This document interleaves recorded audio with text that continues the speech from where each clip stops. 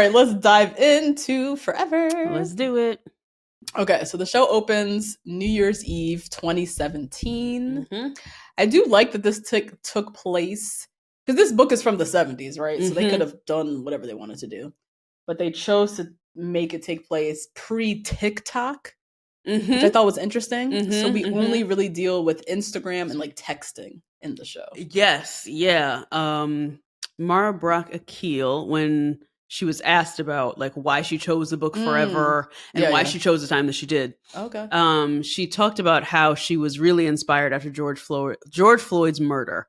And she said that she wanted to create a series that could capture a space for Black teens to maintain their innocence during their adolescence rite of passage. She said, our children belong in the world. They're ours. And when you see them cross the street, going to Fairfax, doing this and that, they belong to us. They should be there. Give them space to figure themselves out. Agreed. Yeah. Oh, yeah, I like that. Yeah, it's pre Black Lives Matter. It's pre-COVID. It's right before 2017, 2018. I love this. Great music in the show. I mean, it opens with Masego, who sings us through the whole damn series, honestly. Yes. Oh, just about. It's the same musical supervisor as Insecure, which makes a lot of sense. That makes so much sense. I didn't know that. And then they opened the show with Justin struggling to write a paper. So it's like a very first subtle depiction of his ADHD, which we don't really hear about. Like, they don't mention it. They don't call it out until like way later, like episode like 7 or something.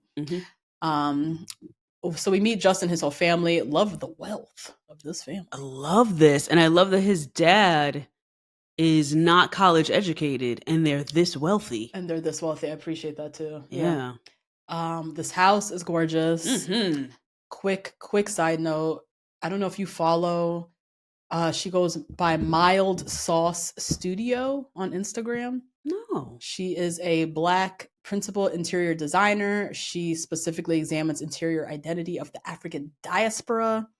She basically makes really beautiful videos. Yes, the fuck I do follow that lady. You know who she is. Oh my God, I love her. She gets on with that little mic and she's like, if you want to create Haitian revolutionary diasporanism, then you should be doing you should be doing soft lines with neutral tones, this and that.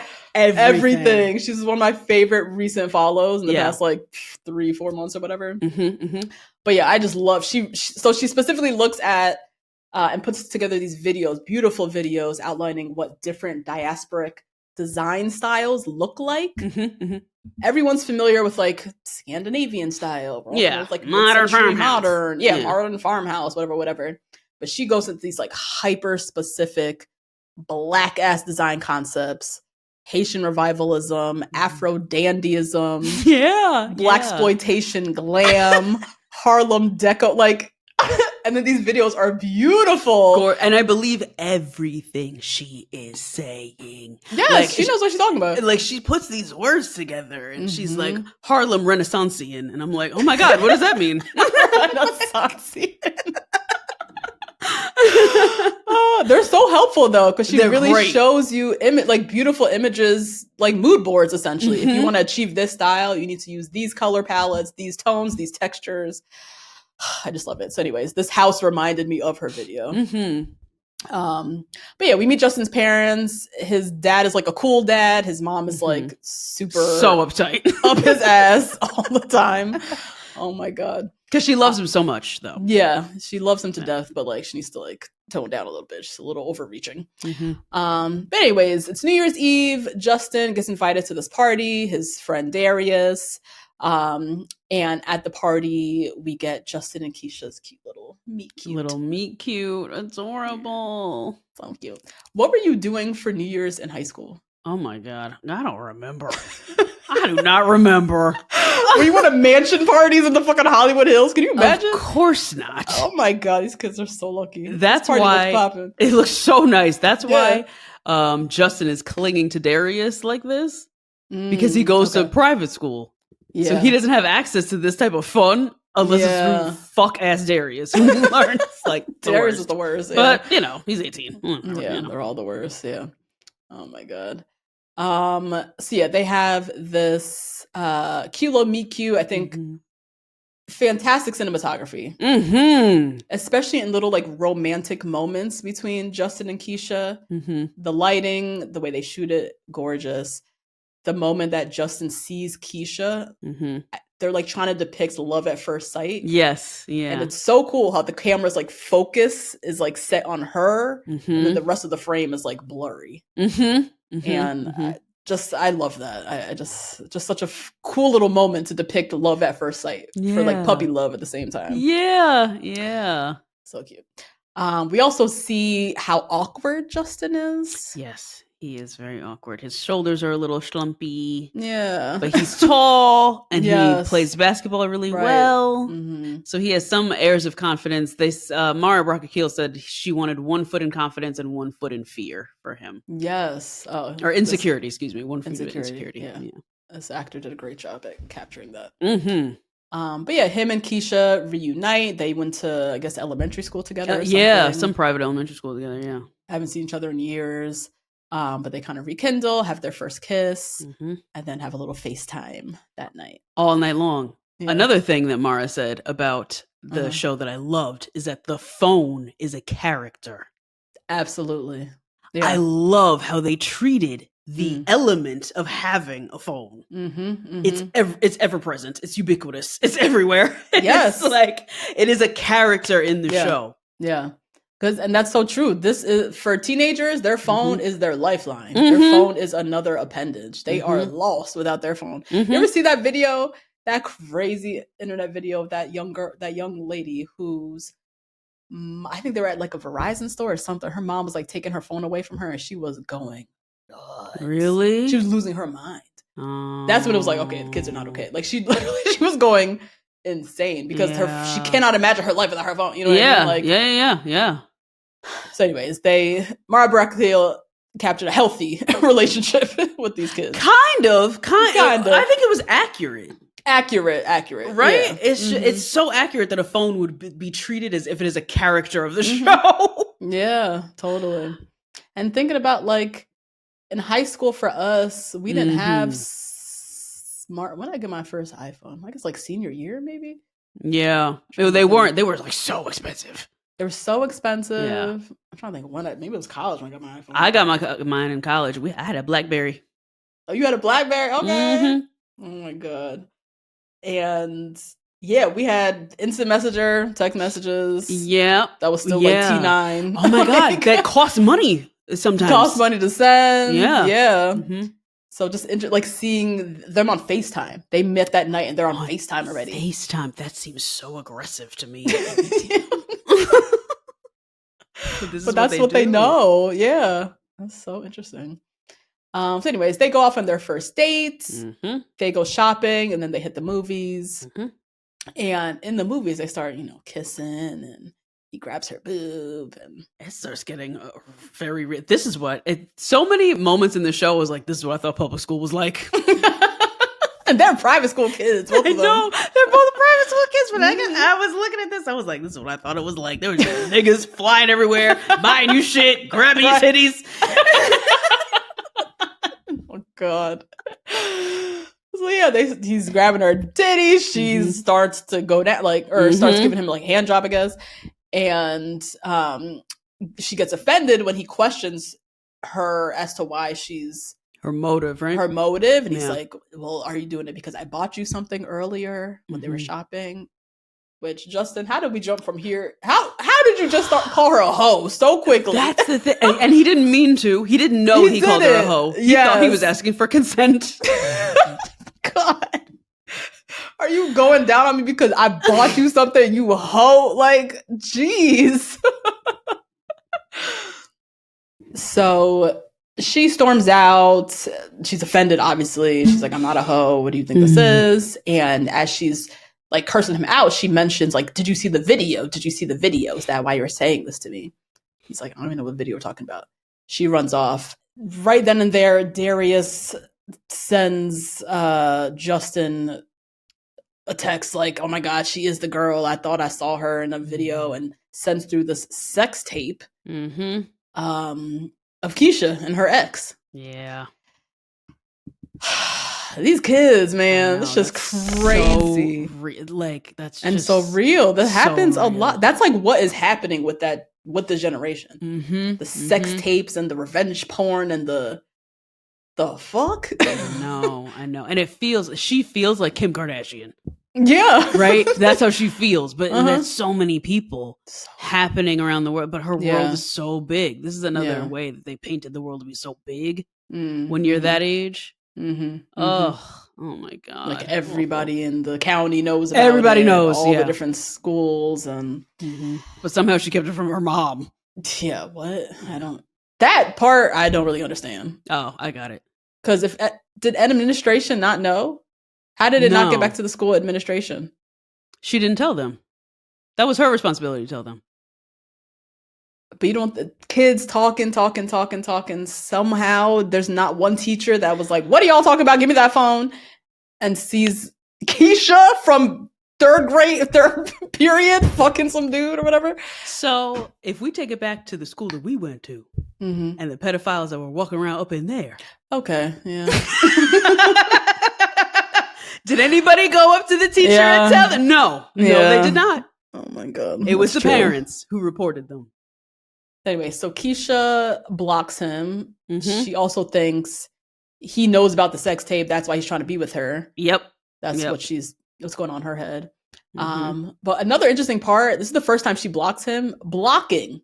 Blocking is a thing with these kids, it seems. They block and I think of blocking as being like so permanent. Yeah, but they block and unblock with the swiftness. All the time. Yeah, no problem. They know how to get to blocked things that are blocked. Blocked voicemails or whatever the hell. I didn't know nothing about it. I looked at that. I said, well, who left me a blocked voicemail? Oh, it's true. I didn't even look up. I don't know if I have anybody blocked. So interesting. The use of the block. And that's so harsh. Because when you're blocked, that person is like dead.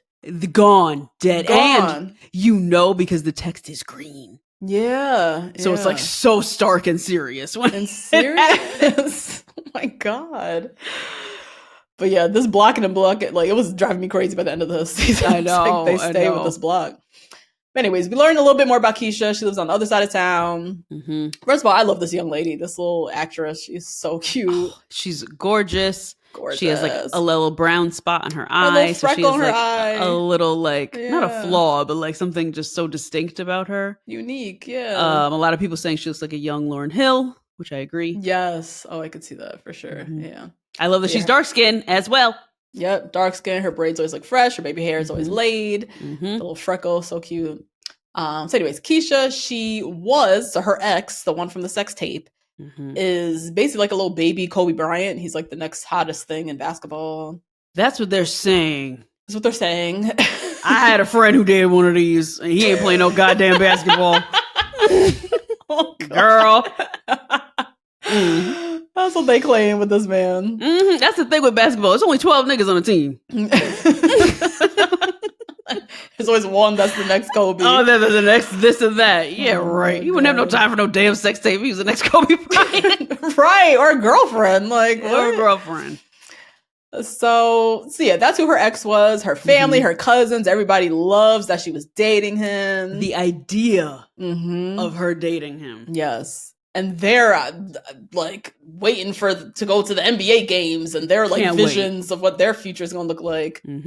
And yeah, just keep pushing it on her, reminding her of this, and just the pressure at this age to keep a man. I know. At 15, 16, she's supposed to hold on to this man. Hold on to this one so she could be on Basketball Wives divorced 10 years later. Like, at the age of 26. Like, yeah. Oh my God. Meanwhile, she has dreams to go to Howard. She's a track star herself. She is, yes. Yeah. So we learn it is him who got the sex tape out.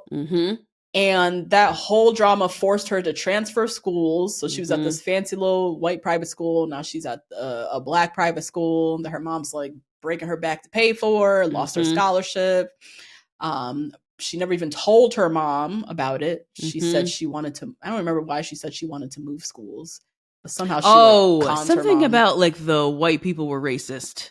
just blame it on the white Which, people. that probably was true too. That's probably part of it. Whatever. So her mom never even questioned, and they were like, all right, let's move on. Would you have told your mom if there was a sex tape floating around? Okay. Would I have told my mom? Yeah. Ooh, that's tough. Because we were going through some shit when I was in high school. I don't know. If I just didn't want to overwhelm her any more than she was overwhelmed. Because my mother was very overwhelmed when I was in high school. I don't know. And that's why Keisha didn't tell her. She's like, she can't handle it. We're already struggling enough. Yep. And she sees how she can't handle it through the adoration of Christian. Of the man who is at the center of this fucking sex scandal. Oh my God. Would you have told your mom? Oh, you have a sister. I know. So would you have told your sister? I maybe told my sister, maybe. Yeah. Or cousin. You have lots of cousins. I would have told someone, because that's just in my nature. Like, I just can't keep that to myself, and I just need the support from anybody. So, but like, as frustrated you are watching Keisha, you understand, because totally, yeah, it's just watching your parents go through all kind of shit, like, and then laying something more on top of them, and it's your fault.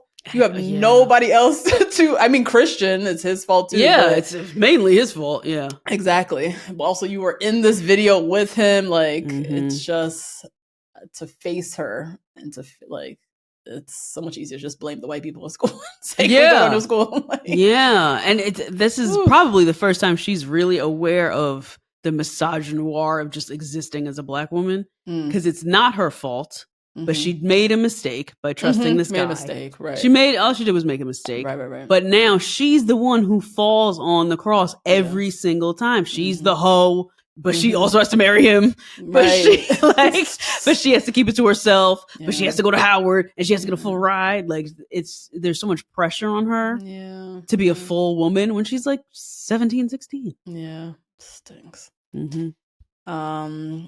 So yeah, Justin, meanwhile, is blocked, and he orchestrates this like very cute little social media campaign to get her to unblock him. Meanwhile, failing school. Right, totally. Failing schools, failing this driving test, like tracks her down to her school, they rekindle. Then his mom takes his phone away. Yeah. And that's how we end episode 1. So it's like, fuck. So moving to episode 2, now Keisha thinks she's being ghosted. She reaches out to him. He's not responding. His phone is locked up. Justin, though, does tell his parents that he just rekindled with Keisha. Remember Keisha? Cute little Keisha from elementary school. You know, I'm trying to date her. And his parents, particularly his mom, is so hype that he's like gonna date a Black girl. And it came up a lot throughout the show, throughout this series. Was it not? I thought it was kind of strange. I'm like, am I missing something? I didn't because of the school they sent him to. But his best friend Darius is Black. Like, it's not like, it'd be one thing if they painted Justin as like that Black kid who all his friends are white and his ex-girlfriend is white and like there's all this whiteness around him. I didn't see that. They're not talking about friends. Friends are different to me. Friends are different. But even girlfriend or girls. Whatever, even if his ex-girlfriend or his tutor or whatever was white, like I feel like we needed some other element of like just him being surrounded by whiteness or white girls. Otherwise it just came up so much and I was like, am I missing? Like, is this a thing? Yeah, private school. Just private school in general. You sent him around all that whiteness for that long because he's been with Keisha in private school since they were little.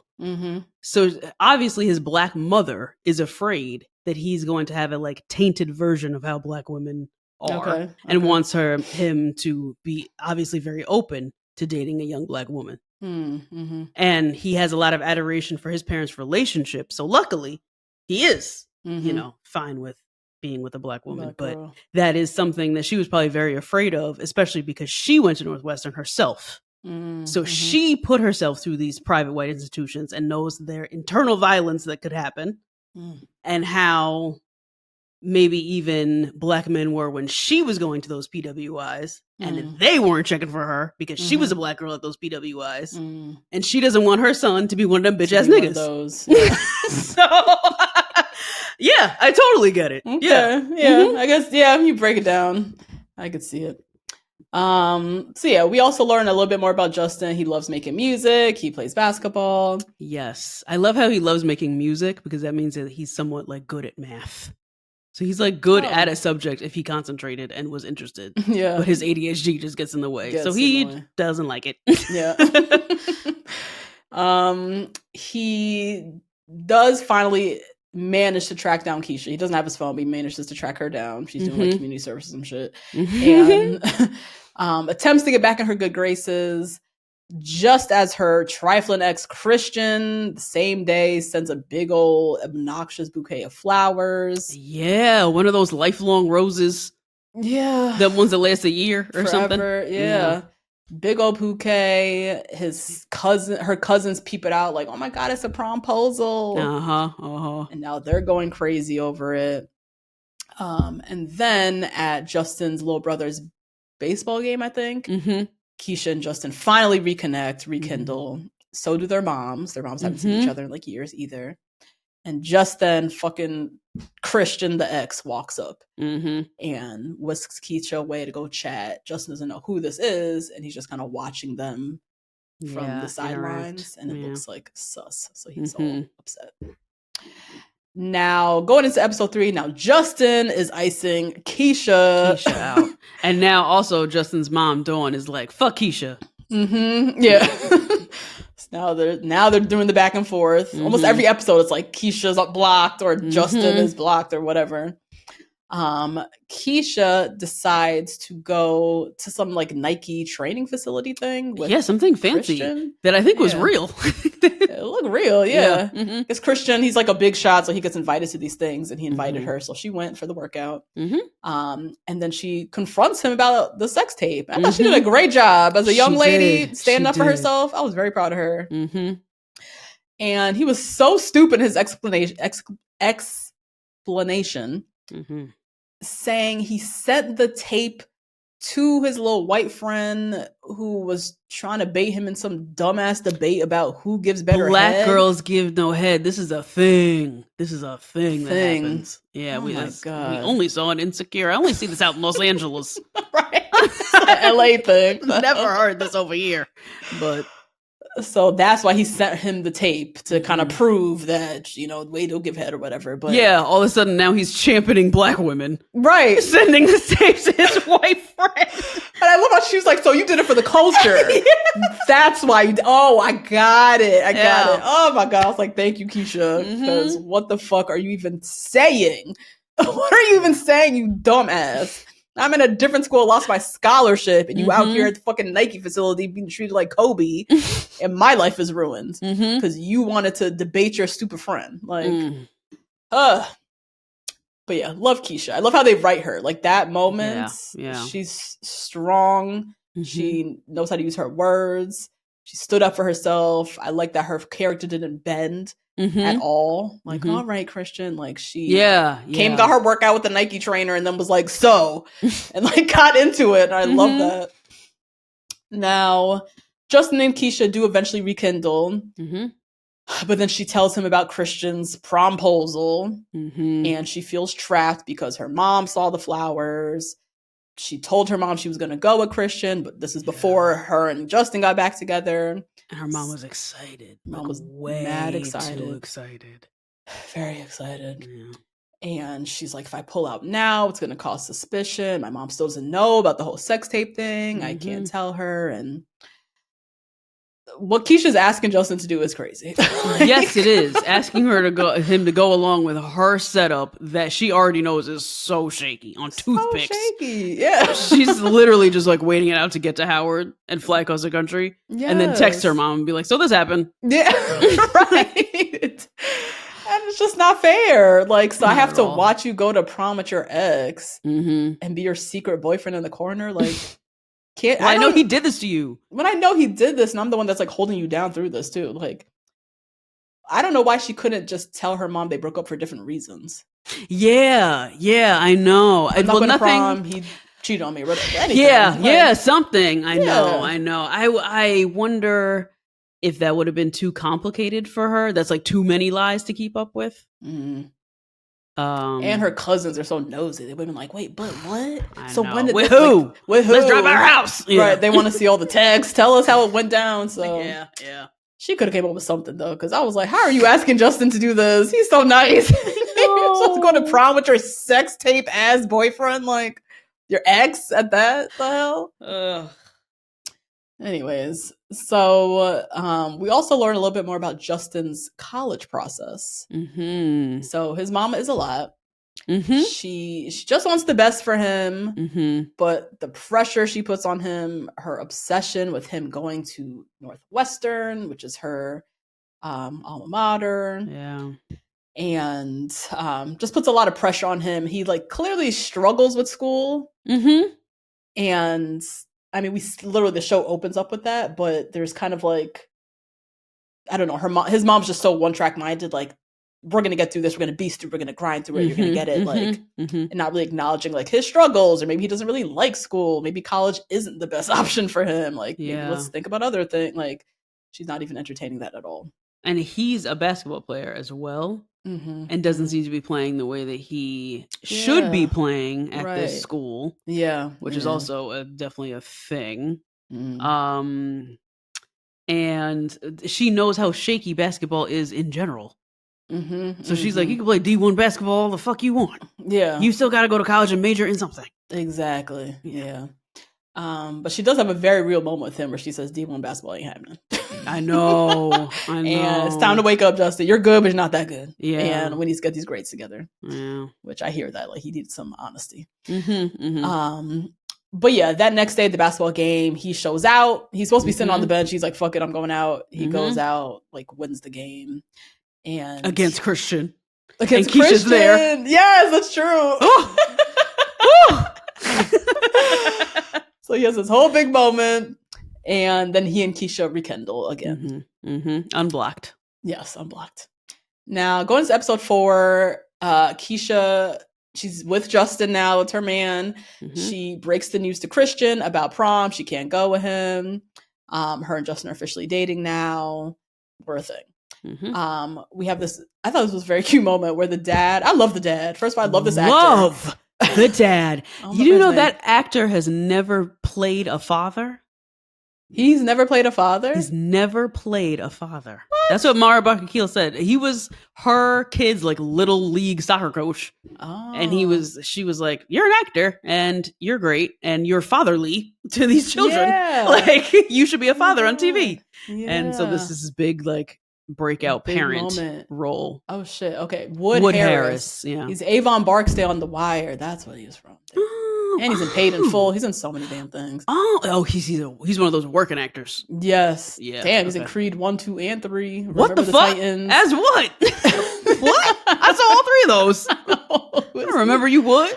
I don't know. But yeah, I guess never played a father, but he's so cool. He's like the cool dad. He has this cute little moment with Justin where gives him the condoms talk and teaches him how to put one on. Let me tell y'all something. In darkness at that. In darkness. Close the fucking curtains and said, put the condom on now. If they don't teach you nothing at private school, right? It's how to not get pregnant, okay? It's true. Woo! What we not about to have on our college list is this one didn't make it because she got pregnant. Or not in the school picture. Not in them graduation pictures. Not having a belly in the... No. I love that, though. I didn't think about that. Like, okay, put on the condom. All right. Turn off the lights now. Now put on the condom. That was so smart. Oh, my God. So yeah, Keisha now, she's coming around. She's spending time with the family. They love her. They love Keisha. She's so cute. Then we have Keisha and Justin try to have sex for the first time. They're both virgins, but I didn't realize Keisha was a virgin. I don't think he realized either. Yeah. But it's like so typical. He finishes like before he even gets in. I think on her thigh. Like, oh God. Oh, so awkward. Oh God. Just think about, like, I didn't have sex till after high school. And when I think of high school sex, I just think of no one knowing what they're doing, and the girls in particular being wildly unsatisfied because like, guys don't know what they're doing. And as a girl, you still are exploring your own body. So like, how good is this sex? Not good at all. At all. And you go into it thinking it's euphoric. And it's also your first taste of like having to coddle a man.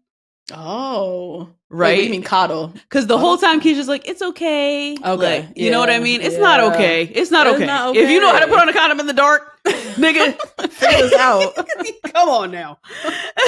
But you know what I mean? She has to like, you know. Yeah, like protect his ego and his emotions. Manage his emotions because he's embarrassed right now, even though she's like, what the fuck is this? Like, all of this for this? Like, God. Now, Keisha tells Justin she's planning to tell her mom tonight about not going to prom. But of course, her mom went ahead and spent her last few coins on her goddamn wedding money on the dress. The prom dress. God damn. Rent money. They got an eviction notice and a dress. That's a dress. Lord. Mom. What? Not when Rent the Runway exists. We're not doing right. This. Yes. Or buy and return. I bought and returned my senior prom dress. Thank you, Nordstrom. Our prom was trash. Nordstrom's fucking return policy is the best. It's the best, yeah. Oh my God, I've done that so many times. Anyways, let me not talk on Nordstrom. No, yeah, what the fuck? Shout out to Nordstrom. Shout out to Nordstrom. Love that partnership that we had with y'all. It was great. She's kidding. I'm just kidding. Now, so her mom buys a dress, so there goes that idea. So the next day, Keisha tells Justin that she has to go to prom with Christian. She can't get out of it. And she's like begging him, it's just one day. Like, can't you just put your feelings aside? And it's like, Keisha, this is crazy. You cannot ask this man. Come on. What? I'm not doing this. Prom. It's not a date. It's prom. It's prom. And your ex is your ex. Right. He's terrible. He's terrible. Yeah. Like, what? So Justin falls into just a deep depression. Oh, the poor thing. He had to skip school. Yeah, he skipped school that day. That's true. The mom learned about the breakup and everything, so now she can't stand Keisha. But yeah, he blocks her. So we're back on the blocked train. Done. Yes. And we see that Keisha goes to prom with Christian, and Christian posts about it on Instagram. So a whole shebang. A whole thing, a whole prom send off at the they got the cookout going and the catering and the Rolls Royce rental and it was a whole lot. So and that's why I feel for the kids because they just he has just watched that on stories. Yes, he just refreshes and watches, refresh and keep watching, refresh and like it's just driving himself crazy and deeper into his depression. Now, episode 5, we are in Martha's Vineyard. Oh my God. I was so excited. Yes. Also, so baffled that they flew from Los Angeles. This is a far trip. Martha's Vineyard. This is a far-ass trip. It's really far. Also realizing my parents were crazy because we used to go to the vineyard all the time. But we used to drive up with no tickets to the ferry. Oh. In a Ford Expedition. So we would drive up with the faith of the Lord. Talk about make way. Sorry, excuse me. Coming in my big ass fucking car. Thank you. What?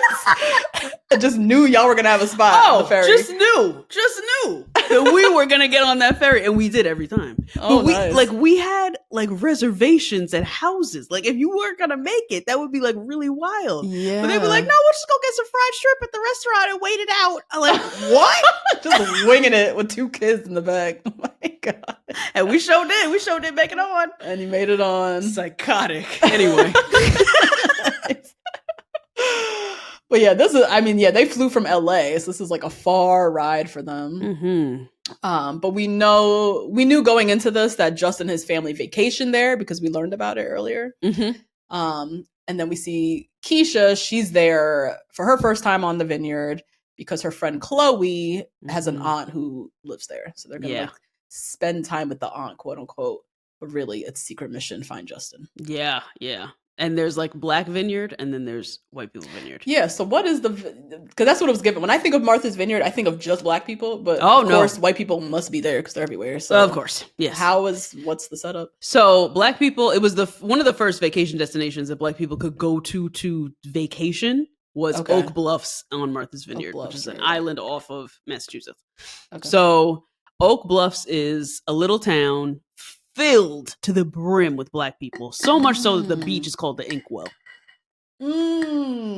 So if you ever heard of the Spike Lee movie Inkwell, that's what that movie's about. That's what it is. Okay. So you could be scattered around the towns around Oak Bluffs. Like we stayed on the outskirts of Oak Bluffs because it gets so expensive to stay in the town. Okay. Especially in a nice house. Yeah. But on the other side of the island where Chloe's auntie was, and in most of the island, this is also where like Nantucket is. Oh, right. Okay. Like real white people. Yeah. Like New England. That's what I think. Yeah. Like New England. Vineyard Vines. Vineyard Vines. Like yeah. Republican Mitt Romney. Bradley Mitt Romney. Yeah. Yeah. Okay. Yeah, that's where they go. And then there's like countryside white people, and I think that's where her auntie was. Okay. Interesting. Yeah, it was nice. Like I've never been to the Vineyard, but just seeing all the Blackness on what you know is like a very wealthy place. Like, so that was cool. And then you can kind of see it through Keisha's eyes too, because she's never been to the Vineyard. Her family don't have money like Justin's family, so it was nice seeing it through her eyes. But anyways, they are, spending time with the auntie who she just wants to read all day and cook dinners and just like live the slow little island life. With these high schoolers, which girl, what the fuck? Making them read novels with her by the fire. Girl. No, where are the kids at? I want to go hang out. Like, so they head off to the arcade, and while there, they run into Justin's little brother and Justin's mama. And the mama is like polite, but it's obvious she's not fucking with Keisha. Yeah. She's very overprotective of her babies. Yeah. And we see, because Justin, we see, has been in a depression still for the past it's been 3 months since prom. It's like end of the summer now. And he's not really talking to anybody. He's in his room making beats all day. Yeah. And his mom makes a very calculated decision to not tell him that was she saw nuts. Keisha. Yeah, would you have told, if you were the mom, would you have told Justin? Yeah, me too. I don't understand what she was trying to do. She thinks she knows better, but yeah, I guess so. That's all it really is. Yeah, that's it. She always thinks she knows better. She knows better. But it's your son. Like, let him. That's the whole point of growing up. They got to make their own decisions. They got to make their own mistakes. Yeah. And the grand scheme of things with this little girl, it's not going to ruin his life to go talk to Keisha again. Like, there's some mistakes that you don't tell. You know, some things you don't want to see him do. But this is like, come on, he's got to get his heart broken and learn later. Yeah. You know, they have such extreme flaws, all of these characters, which makes it to be such an interesting world around the show. Okay. So a lot of people are calling for Dawn and Eric's origin story. Right? Oh. And I think that would be amazing to see how these two people fell in love. Yeah, he didn't go to college. He is now like this famous chef. Like, how'd that happen? And how'd he meet her? This like bougie ass Northwestern like vineyard or Martha's Vineyard type of family Blackness. Maybe. I don't know. We didn't really see. We didn't see her mom. We didn't see her. She could just be like copying the Obamas. Like, we don't know. Like, I only say that because of her brother and her cousin or the other auntie. Like, their vibe was giving like they're not new to this life. Yeah. It's like on the vineyard. Yeah. But very different than her husband, who seemed a little bit more like street smart type. Definitely. Yeah. Yeah. I just want to know, like, what has she seen out of Black men that she has just no trust in her son? Yeah. You know, like, I don't know. It's just interesting. I want to know more. I want to know more about her. Yeah. No trust in her son for sure. And then no trust in kind of the world too. She has a lot of fear around him going out. That's valid. You know, going out at night, you know, the cops, all that stuff. Keisha, this girl, she's gonna get you. Like, she just has no faith in nobody. Yeah. How'd she get there? How did she get there? Yeah. So she doesn't tell Justin. The dad, shout out to the dad, he does tell Justin. He's like, look, Keisha's here. Do what you will with this information, but you at least need to know this. Now, Keisha, meanwhile, she goes out on her bike. She's on the bus. She's like going all around the vineyard. Is so real because there's no public transportation on the vineyard. So you're just taking little local buses or whatever. Yeah, because outside of July and August, they don't have a reason to fucking have no working transportation system. Yeah, and most people have their cars, I guess. Cars, yeah. Yeah. So she is up and down looking aimlessly around this whole island for Justin. No plan, just going anywhere. And then we get this little scene at Justin's house, family house. It's like cousins and aunties, uncles. Everybody's like in this big house. And the adults are getting high. Love this moment. I love this too. And Justin, his little cousin, run kind of like interrupt them. And he has this whole convo with his mom and his uncle. The uncle's like, "Are you applying to HBCUs? What's going on?" And the mom is like, "Oh, we're applying to Northwestern." And then Justin is like, "Well, I intend to play in the NBA." And just like putting out these dreams and goals, and the uncle's like, "What the fuck are both of you doing? Both of you sound crazy. Both of you sound so crazy." And the uncle gives him the real tea, where it's like, NBA's not gonna happen, son. Like, no, you wouldn't be here on vacation if you were going to the NBA. Exactly, you'd be at a training camp right now.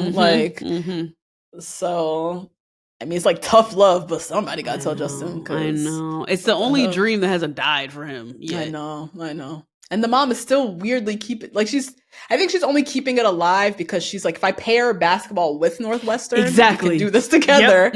Because she know he ain't going no damn NBA either. I know. Oh, yeah. Now, at the beach, Justin is contemplating the fact that Keisha's on the island. And then he's talking with she's not his blood cousin, but like might as well be because they've grown up together. I don't know what her name was. I don't know her name either. Call her Shelby. Shelby. She never comes back. Yeah, Shelby. So it's like his cousin, not cousin. They've been growing up together, but they're not blood. And she proposes that they lose their virginity to each other. You know, a horny little teenager, right? Girl, Shelby, what? Girl, Shelby, and I was horny at that age. I would never be trying to fuck my play cousin. That's crazy. No, that's crazy. That's so weird. That's so weird. How do you even see them in that? I have so many little cousins like this. I do not see them. They're not men to me. Like at that time, they weren't even boys to me. Yeah. Family, it's incest. It's giving incest. Like, girl, how do you not feel this? I don't know. But anyways, she's like, well, she shows him where he can look at his blocked voicemails. And she's like, well, Keisha left you voicemails, then you should go after her. And then if not, we're fucking. We're fucking. Thank you, Jesus. Keisha left some voicemails. Yeah. And they're very cute. She sent him like 1 million of them over the last 3 months. And they finally agree to meet up the next day. And it was so cute. Oh my God. It was so cute. It almost made me like Daniel Caesar again. What song was it? Blessed. Oh, God. He has such a beautiful voice. It is really a shame. He's trash. Trifling. I know. It is such a shame. Oh my God. But this moment was so cute. It was so riding cute. Their little bikes. Riding their bikes towards each other in the like vineyard. In the rainforest. Yeah. They drove by each other and he threw his bike because he thought he was really doing something romantic. Oh, it was so cute. It was so cute. It was such a cute little young love. You could just see how much they were like missing each other and so happy to see each other. So happy to be done with this bullshit that they were putting each other through. And like, it was just so cute. I loved it. Yeah. So they go back to the house because the adults, everybody's away, and Justin has this whole like magical little setup for them to what the fuck virginity. Is this? It's like fucking bohemian night lights, bohemian in the barn, fucking notebook ass setup together. I don't know. Crazy. So, anyways, they lose their virginity to each other. And now Keisha's back. She's back in the fold. Justin's mama is not thrilled about it. Yep. She's like, all right, whatever. And that night, they're leaving the beach, the whole family. They leave in the beach, and Justin and Keisha are off cute, whatever. And they run into their old teacher, who spills about Keisha's sex tape scandal to Justin's mama. lady, why are you talking so much? I don't know. Why are you talking so much? Even say Keisha or say Justin's mom knew. Why are you trying to have a banter, quick little conversation with her about her son's girlfriend's child pornography ass sex tape? I don't know. Why is that coming up? Some people are nasty like that, though. I shouldn't just say women. People are like nasty like that about kids. I've had this happen to me actually. What? With like weirdo people, who would run into me and ask me about my brother because they like didn't see a graduation picture on Facebook. And so they're like pressing me. Yeah. They just nosy. Like nosy as hell. Like so nosy, but you could tell they're trying to distract themselves from whatever is going on with their own parenting. You know what I'm saying? Like they're trying to compare and contrast. Obviously, if you're like asking me so many questions about my life, that's like really confusing. I don't even understand how you could be that occupied with someone else's life when your life is so full on your own when you have multiple children. But it happens. It happens. Oh my God. Yeah, this teacher was crazy. It's like, the hell? So now Justin's parents know, right? So next episode, they head back to LA. Justin's parents sit him down. They want to talk about the sex tape. He reveals that he already knew and has been trying to like support her through it. But Justin's mom is adamant that she wants to tell Keisha's mom. Yeah. She's like, either Keisha tells her or I'm going to tell her. I cannot have this information and not say something. Yep, that I agree with fully. That's fair. Absolutely. Like, I'm not keeping this little girl secret. This is dumb. Whatever plan she's trying to work is dumb. Why doesn't anyone know? Like, no, I'm an adult here now. Like, enough of this. You grow up and you got to let it. No. I'm going to handle this. Yeah. Yeah. So Keisha gets her hand forced. She ends up having to tell her mom, who was obviously... She was so angry. Yeah, she was pissed. Yeah. Just because also, like, you see her working so hard, right? Every time we see her, she's, like, going to work or coming back from work, like, breaking her back to pay this tuition at this school. Keisha had a scholarship at this other school that they lost or...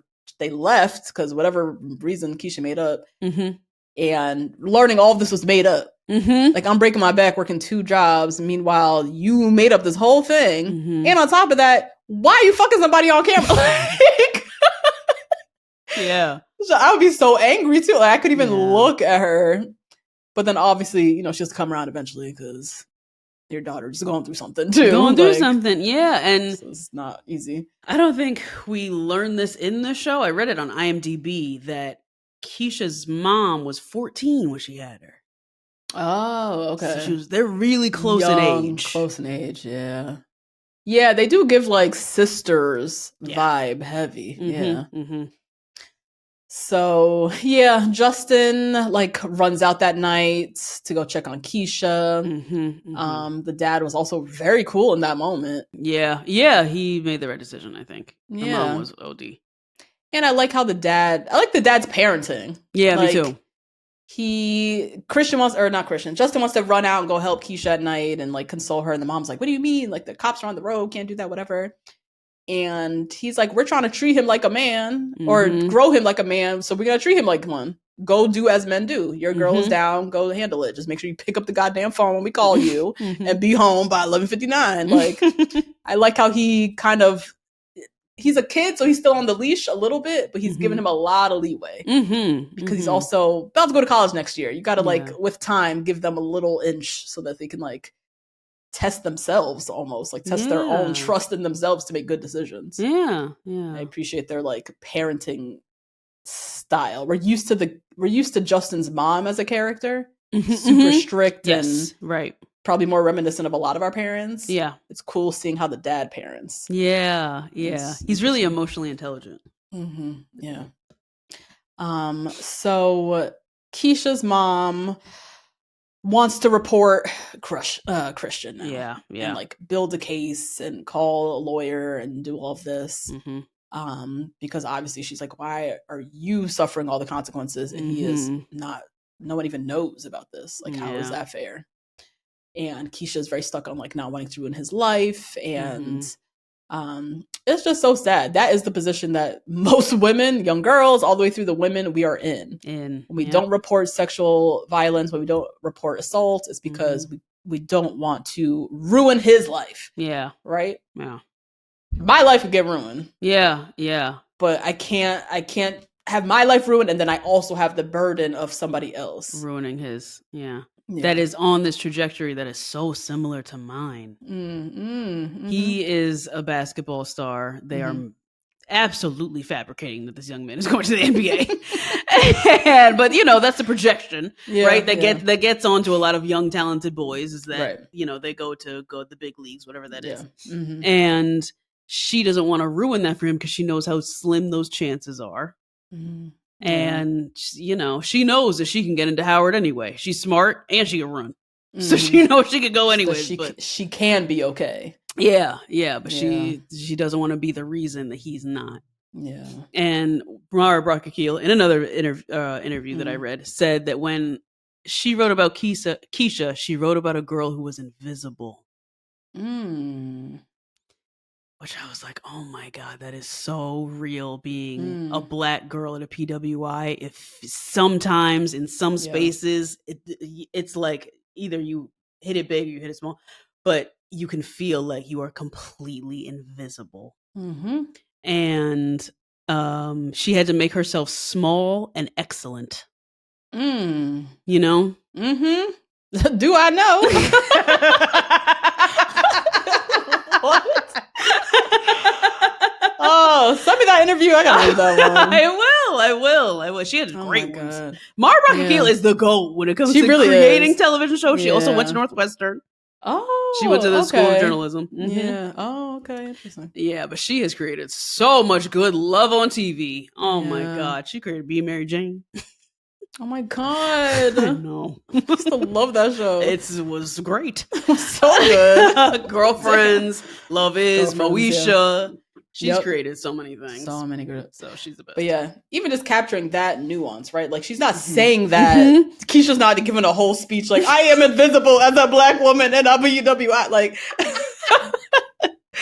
but you, in that little interview, you get exactly what's happening. Like, totally. And how many of us can relate to that experience being Black women at PWIs, completely invisible. Yeah.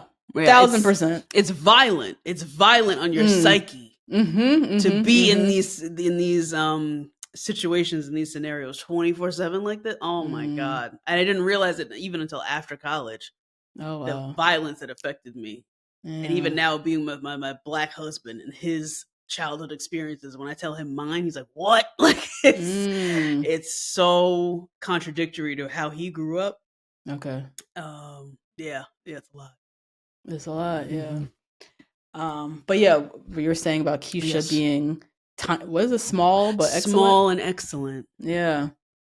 You're invisible, you're teeny tiny, you kind of keep yourself teeny tiny as to not disturb things or whatever the hell.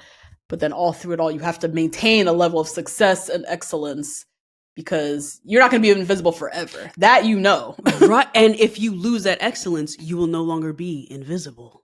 You will be highly visible if you are not excellent. Oh my God. Right? Isn't that it? Yeah. Yeah, it's like the fine balance and line between like skirting under the radar, being above ground enough to like peek out for opportunities or like, things that could like pull you out, into a land of more visibility or more success or whatever the hell. Yeah, wealth, need. Whatever. Yeah, jobs, whatever. Yeah. Yeah. Oh my goodness. So Keisha and her mom are kind of battling out what to do about Christian. Meanwhile, Justin is definitely there to support Keisha, and also along the way in supporting her, he meets a record producer. Oh dear. And so he wants to explore that option now.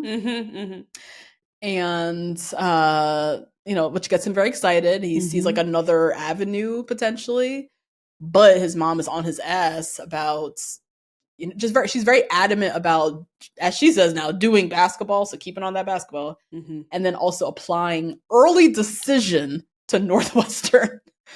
Now, you've been through the college process, one Mogan, right? Recently. Yes. Is this how it goes with the early decision? Like, you have to do early decision? No, you don't. Because it helps you get on the team? You only do early decision if you 1,000% know this is where you want to go. And they have some kind of program that's like unique that you want to go to, right? That you want to go to, exactly. Right. You can only apply to one school early decision. Right, yeah. If you get in, it's binding. Right. And it's only for people who know without a shadow of a doubt this is where they want to go. Is it really good for people whose parents went to the school? Legacy always helps, no matter what. Time you apply? Whatever, okay. Regular, early, whatever. Okay. But I would imagine being early and being legacy, you're going to be top of the peg. Right. Okay. Yeah. I thought that was the angle she was actually going for. Oh, okay. The legacy. The legacy on top of it. On top of it. Yeah. Probably. It's definitely going to be a cherry on top regardless. Okay. But what she's crazy for, if your son doesn't want to go to Northwestern, no, it's so obvious. Or if it's not obvious to you, it's obvious to you that this isn't like his number one top choice ever. Right. So to push early decision is just cruel. Like, you're really just putting your own expectations on him so obviously. Yeah. So blatantly. What I thought too when they were at the event, I was like, oh, does she just want to do this so she could get it over with through the next semester, that she didn't have to worry about him? Oh, probably. Even applying to college? She was not even given the room to think about applying to college. Nope. No, nothing. Nope. Northwestern, do or die, that's it. Yeah. And the school was encouraging it too. I remember the meeting with the school and the principal. Yeah. So Justin just like rushes through his application. Even that, like, I'm done. Can I go, Mom? Like, Mom, you know he don't want to go here. Like, why are you making him do this? And it's a flight away, girl. It's not even UCLA. Right. It's as far as it's a commitment. Mm-hmm. What the hell? So now, episode 7, we open up, and these two are having sex in the back of the... This kind of sex that doesn't come till later in life. In my experience. The Seiko is fucking singing Tato, and it's so like... And this bitch is hanging out the roof of the car. Hanging out the roof, moaning. Mara Brock appeal. Like... I was like, Afro out over the skyline of LA. Like, is this how it goes? Please put in the Patreon comments if this is anything you experienced in high school.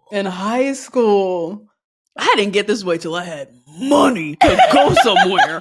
Like, this is like, you just in a local place where you could run into people. You could run into a teacher, your mom's friend. Right. And you out here talking about ta-da! Girl, if she had her head back moaning, I was like, this young lady don't sit her down, put on your damn seatbelt. The fuck? Oh my God. So anyways, they go to dinner. They're celebrating. Keisha got into Howard, right? Yes. Which is her dream. That's all we've known since episode 1. So very excited. And they finally have this discussion about whether they're going to still be together in college. Justin is hoping to not get into Northwestern, which is crazy. He's like talking about it so openly. Like, I hope I don't get in. It's like, what are we doing? Northwestern is in Chicago. She's going to be in DC. Like, that's so far. And he's very clearly lost. Yes. Yeah. He doesn't want to go to Northwestern. He just wants to be with Keisha. Are we going to be together? I don't know. He's so focused on being close to Keisha, and that's the one thing he's the most confident on is their connection, and they can maybe still be together. But other than that, he don't know what the fuck is going on. Yeah. Now, I can imagine. I know that's so much pressure on Keisha, but also I could see how he got there. So easily. His mom hates everything he does. As he says later on in the episode, he's like, I do it, you hate it. I don't do it, you hate me. Like, right. He can never do right. He's not on medication for his ADHD. We don't know why that's the case. I'm not sure why he's not on meds. And so he's not like finding help there. He's like, he feels a lot of shame around a lot of parts of his identity. Yeah. You know? Yeah. But also, like, 17, I'm trying to hold on to a relationship long distance across the country. Absolutely, because like, you believe in love, because you had that bitch hanging out the roof of your car. Yeah, of course you do. Please write in the comments if you went to college with a boyfriend or like you had a relationship going off to college, and what your mindset was, how you hung on to you thought you was about to hang on to this relationship. Girl, because we all knew. I had a friend in college. She had a man who she was with since 8th grade, and that girl was fucking this other man every other day. Obviously. Like, she had a whole other man. Of course. What the hell? Like, and she had a very similar Keisha-like experience, actually. Really? Yeah, we had these outdoor turbines that did like solar energy or wind energy, and they had we had these Adirondack chairs next to him. She said she fucked him over there outside at 4:00 in the morning. I said, "Oh, yes, God. Girl!" And it's not even your man. It is not even your man. It's your other man. I love that for you. Oh my God. But yeah, it's so real. Right? This is another moment where it's so real. Their world is so big, and now it's going to get even bigger, and they don't know how to handle it, right? I know. And poor Justin's trying to hold on to Keisha and figure this out. Mm-hmm. Now, Keisha's dad is in town. Trifling. He is trifling as hell. Catlet. He always plays a trifling nigga. Trifling! Truly. That's so terrible. His face just looks trifling, so like he only gets to play those characters.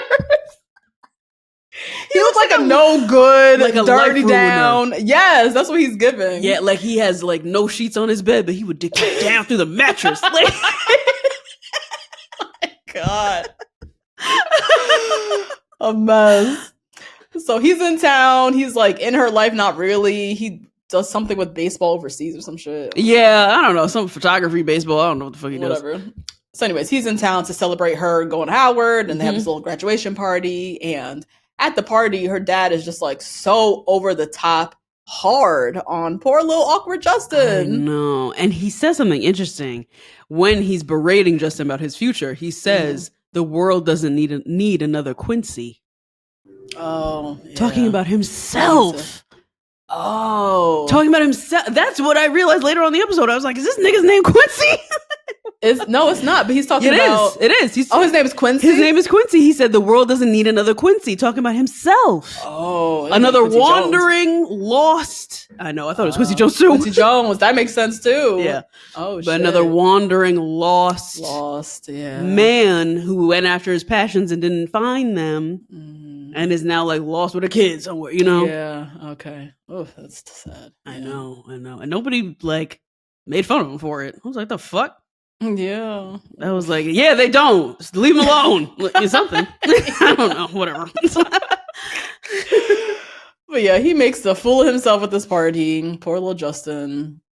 Was just like, he's so awkward. He's just like, didn't even know how to handle this dad coming down so hard on him. I know, he's awkward and lost. And this is the first time meeting the dad and even hearing about the dad. So even that, please.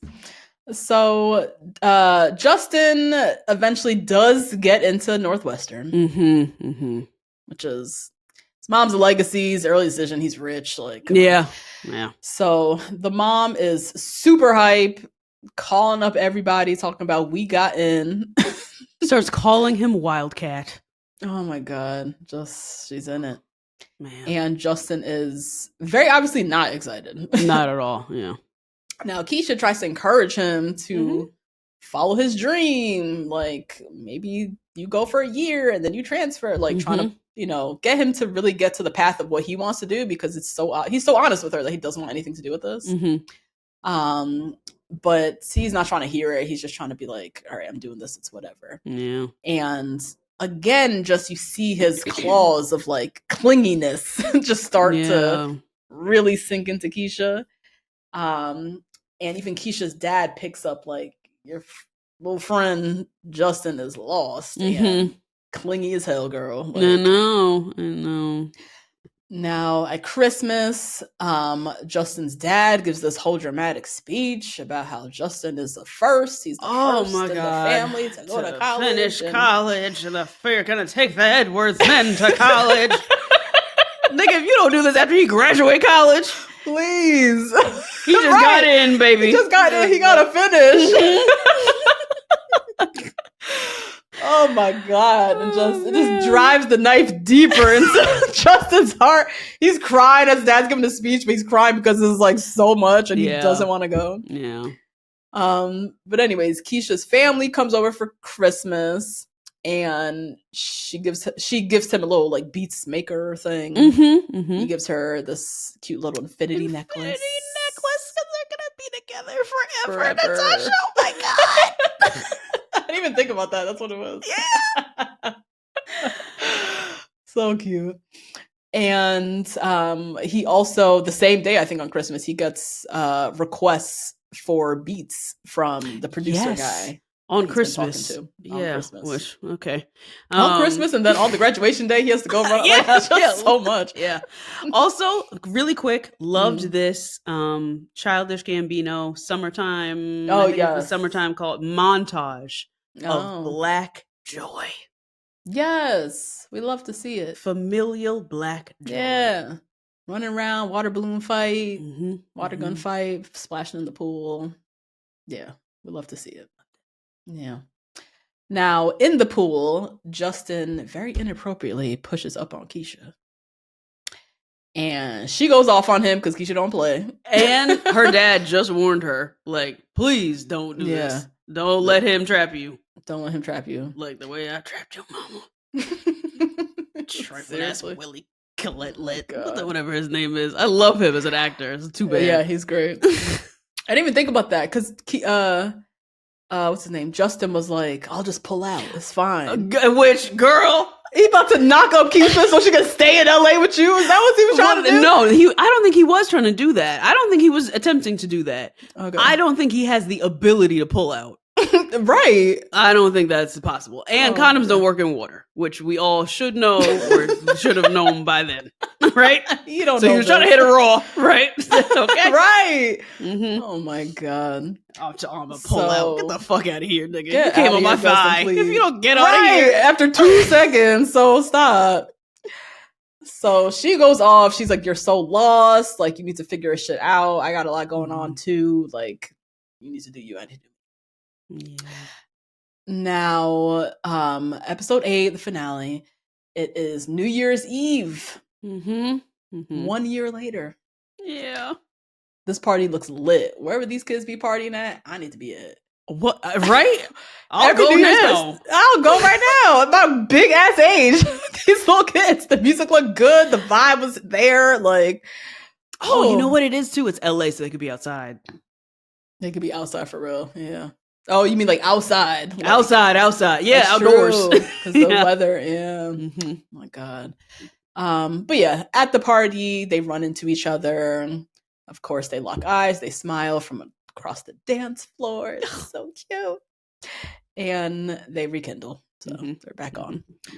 We also see later he goes to her prom. Which he found himself. Liddy. It looks so. This is what I not only thought public school was, but when I went to one public school prom, I was like, this shit is lit. Girl, they had fondue. They were dancing all over the place. It was so fun. Oh my God. And my dress is better than any dress I've ever worn till my wedding dress. Like, it was so good.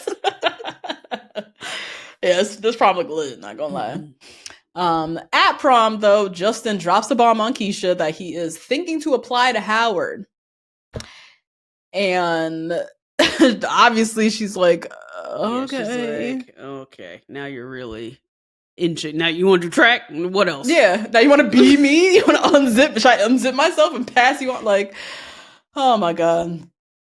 And you kind of like, you totally understand where she's coming from. Like, part of her, and that's kind of like the complication of being like a teenager, right? Like, part of you like loves him, and in your heart you believe we're gonna be together forever. But then the first mention of him coming to college with you, you're like, wait a second. Because she knows in her heart how important it is for her to have this experience by herself, and for him to have his own experience. But still, they're gonna be together, you know? Yeah. But this idea of you coming with me, we ain't say all that. Like, that's not what the experience is supposed to be. Right. Yeah, exactly. And I think that's what she said, even like the expectation for what I had in my head was not that. And she is gonna be a college athlete. So that's a whole other experience that she has to have. She's already waking up at 4 o'clock in the morning with her grandpa. Yeah, running these laps. Running laps around, what is it, Grand Mountain? Canyon. Runyon Canyon. Yeah. Grand Mountain. God. Making shit up. Oh, God. Yeah. Do you know any couples who went to college together from high school? Oh, no. Girl, what? No. I don't know that. No. Yeah. I shouldn't say it like that. I don't know everyone in the world. Right. No, I don't. Drop in the comments if you yourself went to college with your boyfriend or girlfriend, or if you know somebody who did. Yeah. And where are they now? How did that work out? I'm so curious. 'Cause I don't know that. And as a parent, I'd be so beside myself. I would be so done. I would have to sit down with the other mom to conspire how they're not going to the same college together. Yeah. Because there's no way my daughter or my son is going to college with their little girlfriend or boyfriend from high school and not going to get the full experience that I want them to go to college for. I know. Because they laid up under somebody. Yeah, but that, I would hate to project that onto my child because I had no fun in high school. So I would hate to project onto my child that like, you are not going to have a relationship in college because I know how much fun college could be. Yeah. You know, when, you could have fun after college too. Like, at some point, you're making your own decisions. This is the point where you really make your own choices. Mm-hmm. This one I'm making for you. Do not go to college with your little boyfriend. Sorry. I'm calling up Mrs. Anderson. Did you hear what they're trying to do? Okay, let's get lunch because we're not doing this. Hell no. I just already know they're not going to be focused. I'd rather you be not focused because you're young, dumb freshman, partying, whatever, than not focused because you fighting with your boyfriend from high school the whole damn time. And you're going crazy because I can't believe he's here. And I'm like, like you're home every weekend because he's driving you crazy on campus. I'm not, no. You know what I mean? That's where it's going to go. That is what would get me. If my child was at college and this nigga was home. That I'm not doing. Wait, you're saying if Keisha, say that again? If Keisha's my daughter, she's away at college. Yeah. He goes to UCLA. He goes to community college. He goes to USC. So he's home and she's flying home all the time. Oh, to see it. Please. You thought. Absolutely not. That no, ma'am. I'm putting a foot down. You are not wasting your good years on going out to go visit somebody because you think this is the only person who's gonna love you. Like, we're not doing this. You. No. Yeah. Yeah. But if you go with them, good luck. Whatever. You got into college. What am I gonna do? No. Lord. Now, after prom, they rent a hotel room. So they had plans, but they were just like fighting the whole time. And Keisha eventually tells her that she doesn't want him to go to Howard. That's like not how she envisioned it, right? Days later, they chat again. He basically breaks up with her in this scene. Yeah. Becomes very clear to him that like she is meant to go to Howard. I'm not supposed to be going with you to Howard. I'm lost. And tells her that he needs to find himself outside of her. He needs to figure out what he really wants besides her. Yeah. And says maybe we weren't meant to be together forever, but maybe just meant to be the people we remember forever. Oh, Justin. I know. The poetry. Oh my God. And yeah, he drops her home and she tells him, which I like how she just kind of like gives him the tough love and tells him what it is. And she's like, do not make us breaking up not worth it. Yeah. Like, you need to make it worth it. Yeah. If you're not going to fight for us, if we're not going to fight for each other, we're not going to fight for us, you at least need to fight for yourself. Go talk to your parents. Tell them what you want to do. She empowers him. Yeah. And there's his dad does as well. But his mom hasn't figured out the balance between empowering him and, helping him to take the right steps in life. Yeah. She kind of does it by demeaning him sometimes. And so that's why he's flocking to Keisha. Yeah. And his dad empowers him, but he still has his own invested interests. And like, I didn't go to college, so I need you to go to college, which I wish the dad, which I get it, you're a dad, right? You want the best. You want better. You didn't go to college, so you're fixated on your son being the first to go. But also, like, Justin's kind of an artist like you, but he's not seeing that because he also, like the mom, is so fixated on him going to college. Yeah, of course, because going to college is so much easier than being an artist. Being an artist, yeah. And when you have a kid who's this sensitive like this, you no, you at least got to go to college. Yeah, have something to fall back on. Yeah, please. Absolutely. Yeah.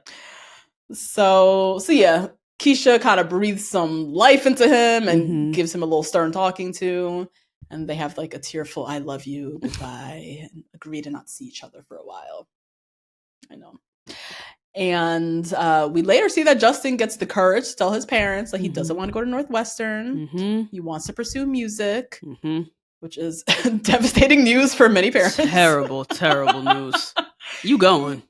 You not going to college because you want to make beats? I'm not doing this. What does that mean? You going to college? The fuck you talking about? What? Oh, God. I kind of like what we learned later. Okay, let me keep going. So they both graduate. Justin starts working with this little producer, like literally on graduation day. And later, seemingly at the end of summer, he and Keisha run into each other. And he tells her he's not going to Northwestern. He talked to his parents. She's like very proud of him. He's actually doing an internship or like a music class or something. And his parents gave him like a year to figure it out and get his shit together. That's what I think I would do with him. That's wealth right there. That's wealth. But also, this is what you want to do? I'd rather invest in your little idea, your little project, than waste my money at motherfucking Northwestern. He's going to go there, flunk out, not go to class. I don't want to spend money on that, but I'll pay for this little class and I'll give you a year. Yeah. Give you the year to figure it out.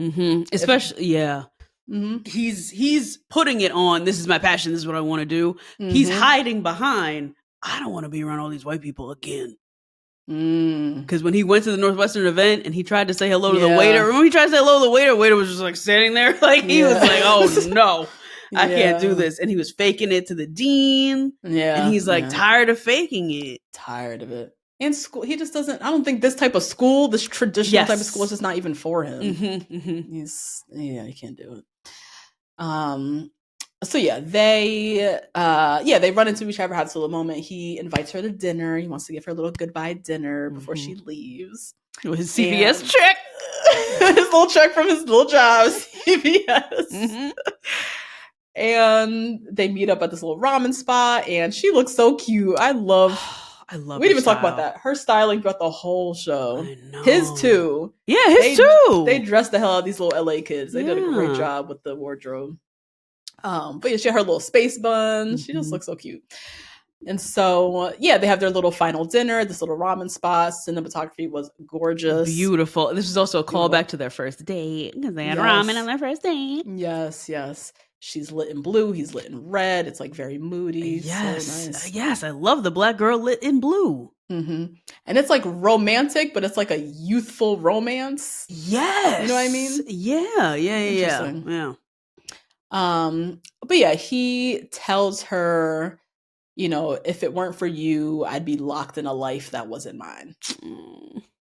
Which is so true. Yeah. If she didn't give him that final nudge, like, do not break up with me and it'll be for no fucking point. Like, go talk to your mom tomorrow, please. Yeah.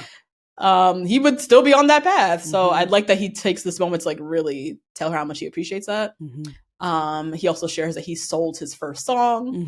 So he's like making steps towards this little music thing. Yeah. And then outside in front of the restaurant with motherfucking Moon River by That was too much. That was absolutely too much. Mara, I needed you to just stop right there. Girl, the lyrics, 2 drifters off to see the world. What the hell? Like, that song was perfect for that moment. With Frank Ocean in general, who just never comes out of anywhere. So anytime I hear him, I'm like, oh my God, it's him. I know. We're begging him to make new music. He's like, please. Even a feature. I'm like, oh my God, it's him. Yes. It was just the perfect song selection for this little moment. Them sitting outside the restaurant. looking at each other. He's going off to do his music thing. She's going off to DC like tomorrow. They get a flight. Yeah. They have this sweet little goodbye, just like staring at each other, looking in each other's eyes. She's still wearing the necklace. She's still wearing the infinity necklace. He kisses her on her forehead, says, maybe we'll be together. Maybe we'll be ready for each other in 10 years. Ready for each other. I'm ready for season 10 also, Justin. Sounds good. Sounds great. I need season 2 right now. Right now. Thank you, Netflix, for renewing this show. This is fantastic. I'm so tired of these Black shows getting canceled after they suck us in and then say, sorry, the network didn't want it. Like, oh my God. Yeah. Oh, shout out to Shauna from Rap Shit. She has a baby coming. With Earl Sweatshirt. Oh. Do you know who Earl Sweatshirt is? I know this name. Okay. He's like Tyler, the Creator. Like in Amine type of guy. Yeah. Yes. Yeah, they're having a baby. Oh, wait, who's that? Who's she? Or Shauna from Rap Shit. I'm thinking about shows that were canceled. I'm thinking about Rap Shit. Okay. Sorry. I was like, what? I'm sorry. I got there, then you weren't with me. So Rap Shit. Yes. Shauna from Rap Shit is having a baby with Earl Sweatshirt. Oh, nice. But yeah, Rap Shit. I can't believe I still Lovecraft Country, bitch. I'm still on that. I'm still on that HBO, and I love HBO down, but I won't forgive them for that one. No, I still remember, and Rap Shit too. And I so wonder about Lovecraft Country if it was the network or if it was Jonathan Majors. I watched some interview with one of the old actors from Lovecraft Country. I think he was on Breakfast Club. Oh dear. And Charlamagne asked him directly, why was Lovecraft Country canceled? Yeah. Please, somebody tell us. And I didn't listen to the whole interview, but he said it was made by a Black woman. Yeah. And from the day she walked into HBO, they gave her issues. From the day she started working with them, it was conflict. They were up her ass. They just had a contentious relationship with her.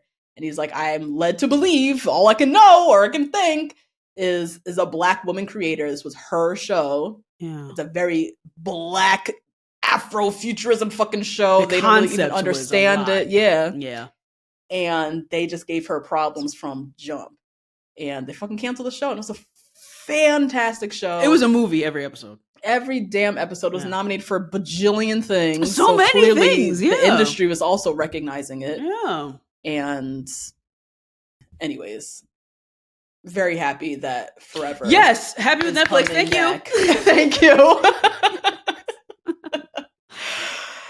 Friend, that was so fun. Oh my God, this was the best ever.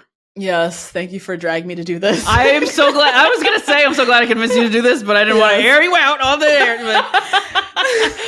Oh, I'm glad we did this. Please let us know what y'all thought of Forever. Go off in the comments. We had a bunch of call outs.